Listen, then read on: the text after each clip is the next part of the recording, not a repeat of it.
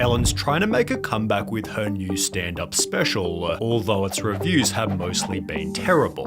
She spends most of the special responding to her being kicked out of showbiz, which began when someone posted just one single tweet. Right now, we all need a little kindness, you know, like Ellen DeGeneres always talks about. She's also notoriously one of the meanest people alive. Respond to this with the most insane stories you've heard about Ellen being mean. The tweet posted in March 2020 received bad enough replies to begin Ellen's downfall. I worked at Real Food Daily, served her and Portia a brunch. She wrote a letter to the owner and complained about my chipped nail polish, not that it was on her plate, but just that it was on my hand. I worked till closing the night before, and this was the next morn. Almost got me fired. The nail polish story was so unbelievable, the person who wrote it went on Inside Edition. This former waitress claims she was threatened with a 2-week suspension after Ellen DeGeneres complained about, of all things, her chipped fingernail polish.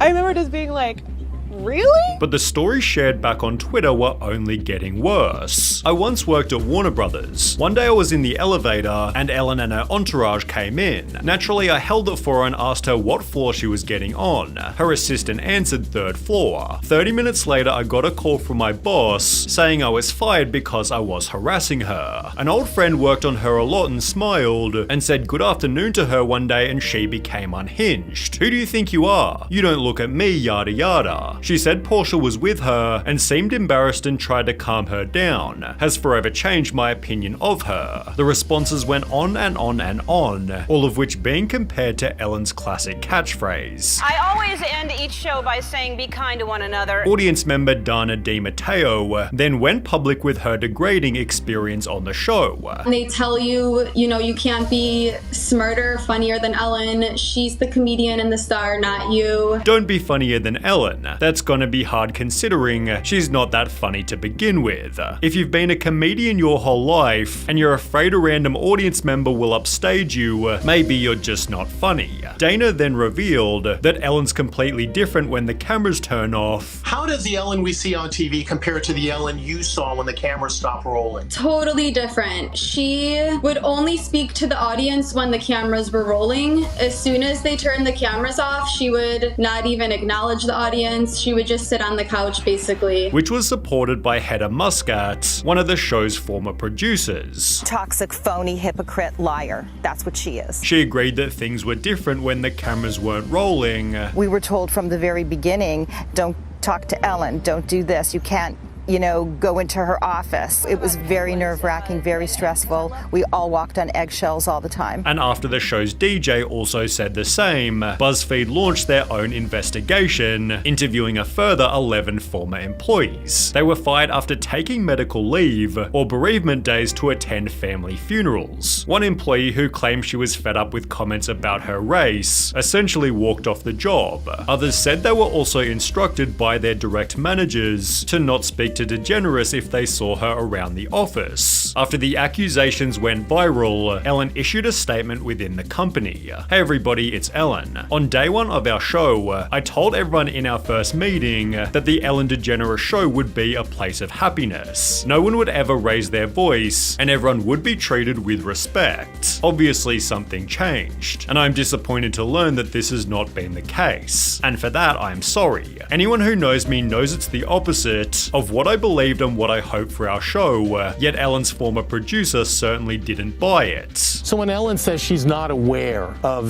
this environment, you don't think that rings true? It's a lie. Ellen then took a 2-month break and began a brand new season by addressing the public. As you may have heard, this summer there were allegations of a toxic work environment at our show. I learned that things happened here that never should have happened. I take that very seriously, and I want to say I am so sorry to the people who were affected. We have made the necessary changes, and today we are starting a new chapter. She'd then make the promise, and I am committed to making this the best season that we have ever had. Although the ratings said the opposite, because only 6 months later, the New York Times published Ellen DeGeneres loses 1 million viewers after apologies for toxic workplace. It explained that Ellen had been averaging 1.5 million viewers over the last 6 months, down from 2.6 million in the same period last year. The show's loss of more than 1 million viewers translates to a 43% decline, representing a steeper drop than any of its competitors. As a result, Ellen made the announcement, I am announcing that next season, season 19, is going to be my last season. Adding in The Hollywood Reporter, as great as this show is, and as fun as it is, it's just not a challenge anymore. I need something new to challenge me, with her being exposed also clearly having an impact. She'd state the expose destroyed me, honestly.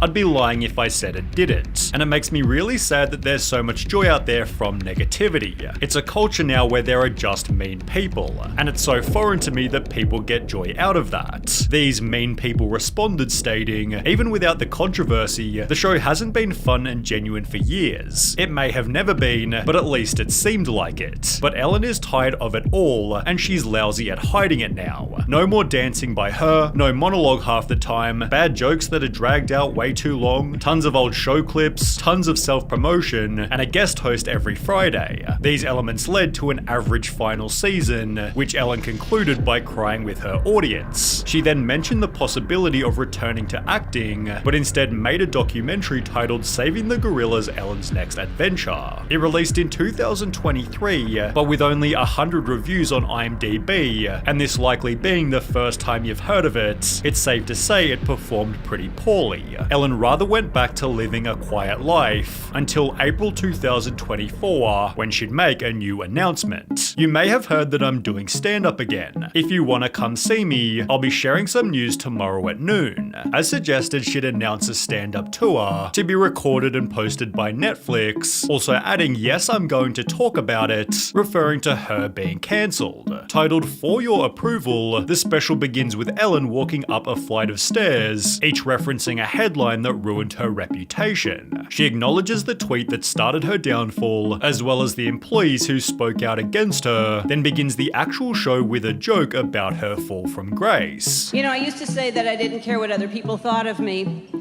and I realize now, looking back, I said that at the height of my popularity. I'm here because I love doing stand-up, I miss doing stand-up, and I like making people happy, and I do care what people think. Now, this is a pretty respectable angle, as it feels extremely honest. Yet it also seems like a sneaky request for pity, which as a high-profile celebrity you'll simply never get. She then talks about what she's been up to. Alright, well let me catch up on what's been going on with me since you saw me last.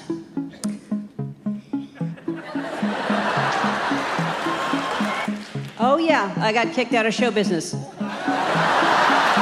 Then makes some pretty funny jokes about her new reputation. Everybody heard that I was mean. Everywhere I go, I know everyone's heard that I'm mean. I know when I walk into a restaurant, people are watching, waiting to see if I'll be mean. Oh look, she's reaching for butter. I thought she was gonna hit somebody. On the contrary, there are some pretty out-of-touch segments. For example, her joking about her car features, which you'd clearly only find in a luxury vehicle. Then there's that one, that button that inflates the back of the seat. You know, the one that makes you feel like you're getting spooned by a pregnant woman. She also makes this out-of-touch joke. We're all interested in different things. We're all good at different things. I was talking to someone the other day, and they said, Ellen, I don't know how you get on stage in front of people. I could never do that. And I said, well, I don't know how you dry clean clothes. But as an overall, the special isn't terrible. Its audience rating of 5.4 stars feels fairly accurate, although as you might expect, simply because it's Ellen, the articles written about it have been pretty brutal. Ellen DeGeneres' unfunny Netflix special leaves so much unsaid. Ellen DeGeneres lets herself off the hook in self-indulgent Netflix special. Ellen DeGeneres is unapologetic, unrelatable, and totally insufferable in her new Netflix special. They'd write, the problem with for your approval, aside from the fact that it's almost never funny, is that it feels so disingenuous, so calculated to rehabilitate an image and preserve that triumph for prosperity. Another article stated it's one of the weirdest stand-up shows in recent memory. Half observational punchlines, half closing argument in a trial, featuring DeGeneres as her own defense attorney. Neither half works on its own. Taken as a whole, it's an exhausting mess. That also adds self-awareness is different from taking responsibility. DeGeneres offers no apologies or even explanations for her behavior, yet in other more favorable reviews, unapologetic was used as a positive. I like the fact that she's rather unapologetic. It's highly refreshing and honest. This extreme divide can be seen by the audience reviews on Google. There's almost an equal amount of 1 and 5-star ratings, a sad representation of the black and white thinking that plagues the internet so heavily today.